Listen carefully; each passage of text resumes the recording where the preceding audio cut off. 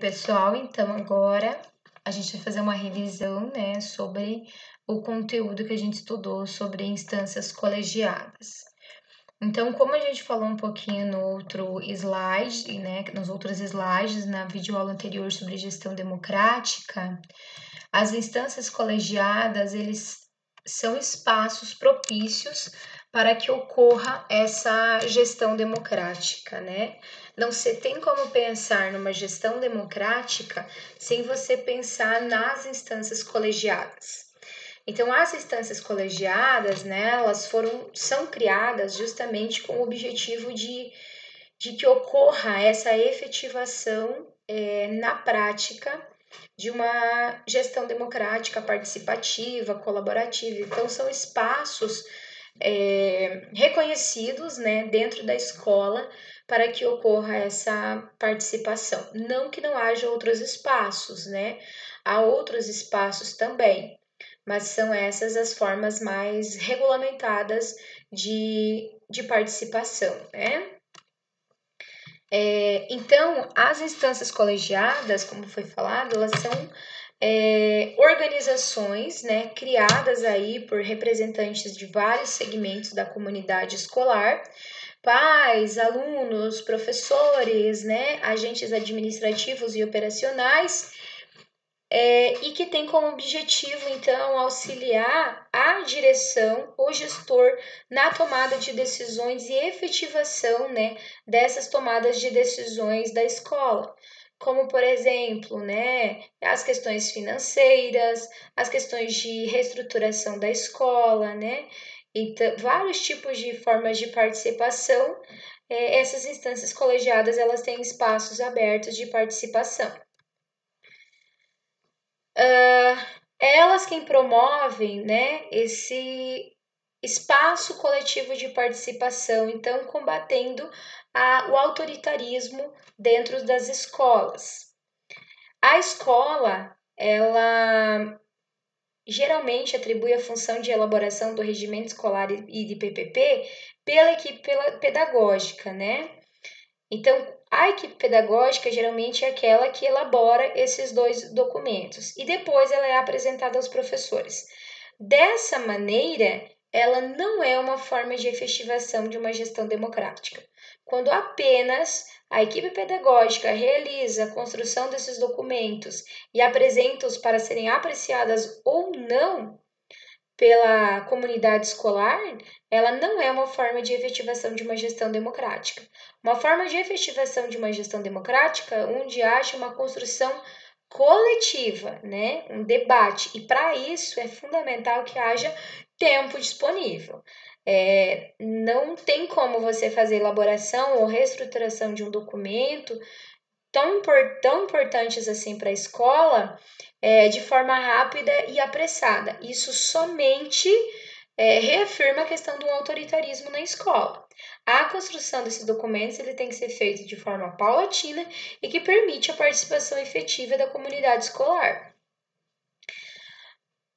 Nem sempre as instâncias colegiadas elas realmente ocorrem a participação dessas instâncias colegiadas ocorre de forma efetiva.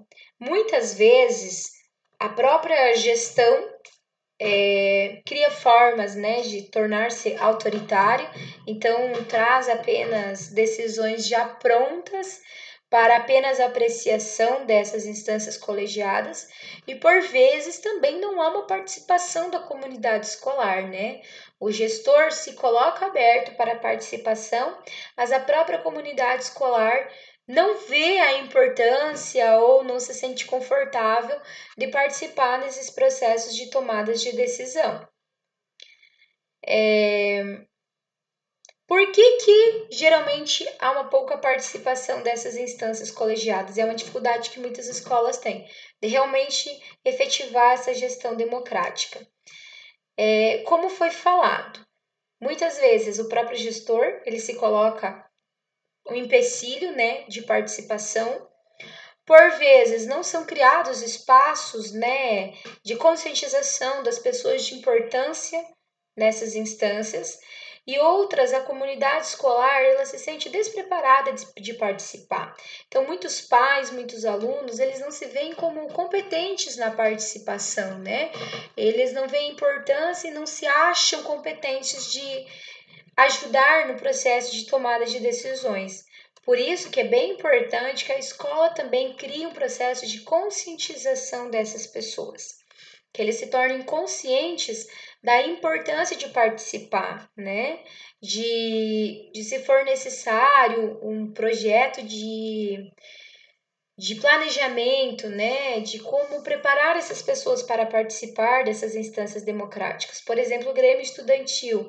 Há muitos alunos que não participam por não verem importância ou por não se sentirem competentes, que acham que não vão saber ter essa participação, né? Então é importante que a escola também crie formas de incentivar a participação deles, de ver que esse espaço é um espaço específico, né, para a participação deles e que promova formas de auxiliá-los no processo de elaboração, de criação e efetivação desses processos democráticos. Então, aqui a gente vai começar a falar sobre a primeira instância colegiada, que é o Conselho Escolar. Então, o Conselho Escolar é o órgão máximo da escola no processo de tomada de decisão. O principal órgão da escola, isso tem que ficar bem claro, é o Conselho Escolar. É o Conselho Escolar que é a instituição, então, que vai ser o espaço aonde vão tomar as principais decisões, né? É ele, então, que vai coordenar, juntamente com o gestor da escola, juntamente com a equipe gestora da escola, os processos que se dizem a respeito de calendário escolar, né, de planejamento e acompanhamento das decisões da escola, no processo de implementação desse calendário escolar, né? E ele é formado por vários tipos de representantes. Ele é formado por alunos, por professores, por pais ou responsáveis, por funcionários, pedagogo, diretor e a comunidade externa, né? A comunidade externa, quando a gente fala principalmente aí nos pais ou nos responsáveis. Então, tem que ter um representante de cada, né, no mínimo um representante de cada um desses segmentos. O próprio conselho escolar, ele tem seu estatuto. Então, no estatuto do conselho escolar da escola, já está definido quantos membros será de cada classe aí de participação, né? Então, para que essa parceria no conselho escolar ela realmente se efetive, né, e satisfaça a comunidade, é fundamental que haja uma sintonia entre os parceiros e uma abertura da direção para saber ouvir e aceitar a voz do conselho escolar. Então, nesse momento de pandemia, o conselho escolar também pode ser convocado para ajudar no processo de tomada de decisões. Muitas escolas estão fazendo esse processo de chamando, né, convocando os membros do conselho para ajudar na tomada de decisões da escola. É importante também, como foi falado, há o papel fundamental do gestor, da direção, né? Mas que a direção ela se coloque aberta ao diálogo, que ela saiba ouvir a opinião de todos aqueles que participam, né? E que tenha aí uma comunhão, né? Uma aceitação das ideias colocadas e um diálogo para que haja uma melhor tomada de decisões. Então, como foi falado, cada conselho escolar de cada escola tem seu próprio estatuto, né, que define quantos membros, reuniões a cada quanto tempo, né, a cada quanto tempo que é renovado os conselheiros que fazem parte do conselho escolar, né. Essas reuniões, elas podem ser reuniões convocadas previamente, podem ser reuniões convocadas extraordinariamente, como por exemplo agora nesse momento de pandemia, né? Pode haver reuniões extraordinárias convocadas, podem ser feitas até reuniões por videoconferência também, né? Para tomar as decisões, principalmente no que se refere aí, principalmente, por exemplo, aqueles alunos que não estão tendo acesso aos recursos tecnológicos. O que fazer? Convoca-se o conselho escolar para ajudar o gestor na tomada de decisões, né? O que podemos fazer? Porque o gestor ele não pode tomar uma decisão unilateral do que fazer. Quando ele é tomado pelo conselho escolar, há um espaço democrático, né, e um espaço de decisão efetivo e regulamentado nos processos decisórios. Outra coisa importante também é que quando o conselho escolar ele toma algum processo de decisão, que ele esteja alinhado ao que há de recursos na escola. Por vezes se tomam processos decisórios achando que a escola ela tem muitos recursos. A maioria das vezes a escola não tem pouquíssimos recursos, né? Por exemplo, vamos aumentar o nosso laboratório de informática, porque há poucos computadores disponíveis para as crianças. Nossa, uma decisão muito boa, né? Para a questão do processo de ensino-aprendizagem, excelente. Mas a escola tem recursos efetivos para isso? Há um repasse do governo em relação a isso? Então, o conselho escolar ele tem que conhecer a escola, né? Então, quais as funções aí do conselho escolar, né? Deliberar as normas internas e para o funcionamento da escola, participar na elaboração do projeto político-pedagógico, o que pouquíssimas vezes ocorre, né? A questão do calendário escolar, né? Então, debater, analisar e aprovar a questão do calendário escolar. Como eu falei para vocês, agora a gente está vendo mudanças na questão do calendário escolar, né?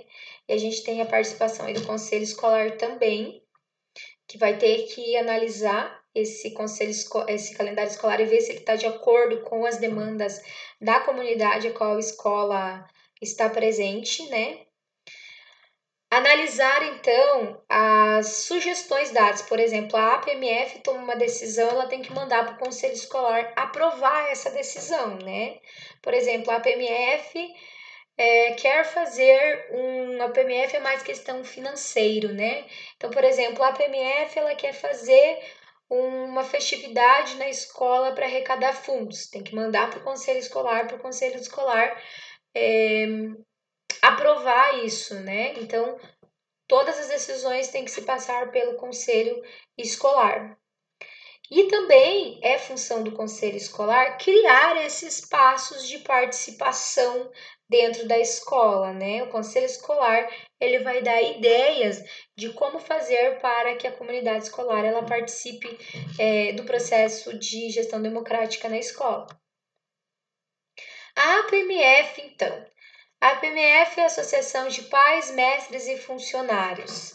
Então, a APMF, ela também, né, tem uma participação aí de vários segmentos da comunidade escolar, né, e ela tem como função uma questão mais de financeiro, né, da escola.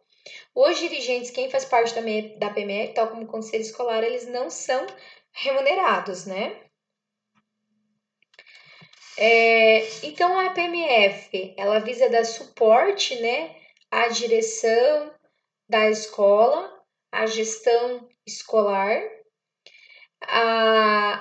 Quando foi criada a PMF, né? A PMF então ela foi criada em 1978, quando ela foi substituída o que se chamava de Caixa Escolar, né? A Caixa Escolar ela existia desde 1956, quando ela foi criada justamente para arrecadar fundos, né, para as instituições escolares. Em 1978 ela mudou o nome e ela adquiriu também outros contornos, não apenas na questão financeira, apesar de ser a principal viés aí da PMF, mas ela também tem outros espaços de participação democrática além de apenas angariar fundos para a escola, né? Então, quais são as funções da APMF? Como foi que eu falei para vocês, né? Ela tem mais essa questão financeira, né? De verificar como está o andamento do financeiro da escola, prestação de contas, né? Como está sendo investido esse dinheiro, formas de arrecadar fundos da escola. Todas as decisões da PMF são passadas ao conselho escolar, mas não é somente a questão financeira também. Ela pode acompanhar a proposta pedagógica da escola, ela pode julgar ideias, né, sugestões para o conselho escolar. Então, ela pode dar sugestões, por exemplo, de reformas na escola, de questão de reformas estruturais ou reformas financeiras. A escola pode dar essas sugestões para o conselho escolar, que vai para apreciação e deliberação do conselho escolar. Ela também pode criar formas de estimular a participação de atividades para chamar, né, a comunidade escolar para dentro para a escola. Por exemplo, a PMF pode dar a ideia de criar o Dia da Família na escola. Vamos supor, né? O dia em que a família vai para participar de atividades didático-pedagógicas na escola, atividades de lazer, por exemplo, uma gincana com seus filhos, né? Como uma forma de integração. A PMF pode dar essa ideia para o conselho escolar e o conselho escolar aprovar essa deliberação da PMF, né? Aqui a Galina, então, ela faz uma crítica à maneira como a escola trata os pais, especialmente ao fato de que eles são chamados à escola apenas nos momentos de festas e comemorações. Então, ela vai fazer uma crítica, né, de que a PMF ela convoca pais e familiares para participar na venda de bingo, para trabalhar em festa, né, nesses momentos, mas a comunidade escolar, ela não é apenas esses momentos de comemoração, né? Ela também são espaços de participação, por exemplo, na construção do PPP, né? Em formas de realmente de construção da cidadania, né? Como foi falado antes, em reuniões de pais, são poucos os pais que realmente opinam ou que falam em reuniões de pais. E muitos, quando opinam, é para degradar a escola, né? Então, reuniões de pais, geralmente, ele é um processo bem conturbado, porque poucos pais falam e os poucos que falam, muitas vezes, é para criticar a escola, né? Então, muitos pais, eles não participam da vida escolar de seus filhos, eles não participam de momentos efetivos da escola, e quando são chamados para reuniões de pais, eles não dão ideias, né, opiniões, eles criticam. Então, reuniões de pais, por vezes, é um momento tenso, né? É um momento de divergências e que acaba não colaborando muitas vezes, né? Então, como a gente até comentou, essa relação escola e família é uma relação muito importante e que a gente está perdendo muito nos últimos tempos isso. De onde parte? É da escola que parte ao se fechar para as famílias? Ou é a própria família que se fecha para a escola, que realmente não quer participar da escola, né? Isso é um debate bem amplo. E agora, nesse momento de pandemia, né, que as crianças estão mais em casa, é ainda mais importante o papel da família, do apoio à escola, no auxílio aos seus filhos, né? Claro, há muitas dificuldades das famílias também, aquelas famílias que muitas vezes não conseguem dar o suporte, né? Que não tem instrução para apoiar os seus filhos, mas é importante que a família ela entre em contato com a escola, com os professores, que peçam auxílio, né? É este momento, um momento crucial para a gente tentar estreitar esses laços com a escola, né? Trazer a família como nossa companheira. O conselho de classe. O conselho de classe geralmente ele é realizado apenas para os professores, né? Então é um momento em que os professores se reúnem e a coordenação pedagógica, né, e o gestor para debater, né, sobre a questão do processo de ensino-aprendizagem, né, das dificuldades dos alunos. Por vezes, conselho de classe, muitas vezes, ele fica debatendo em questão de nota, né, de aprovação, reprovação, o aluno aprendeu ou não. Então, o foco principal, que é sobre a questão realmente do processo de ensino-aprendizagem, dificuldades dos alunos, as estratégias, acabam ficando secundárias, né? O conselho de classe, ele tem três partes, vamos assim dizer, três etapas, que é o pré-conselho, o conselho, né, efetivo e o pós-conselho. O que é o pré-conselho? O pré-conselho é quando realizado um diagnóstico. ele é realizado um diagnóstico tanto com professores quanto os alunos. Então, os alunos fazem um processo de análise de como está o seu processo de ensino-aprendizagem, quais as dificuldades, o que pode melhorar, né? E os professores fazem uma análise da turma, quais as dificuldades mais encontradas pela turma, né? O que poderia ser melhorado. No conselho de classe se debate, né, essas questões e depois se faz o pós-conselho, que é o que foi decidido pelo conselho de classe e o que vamos colocar em prática. O pós-conselho muitas vezes é não dada atenção, mas é um momento fundamental, porque é ali que vai ser efetivado as decisões tomadas, ou deverá ser efetivado, né, as decisões tomadas pelo conselho de classe.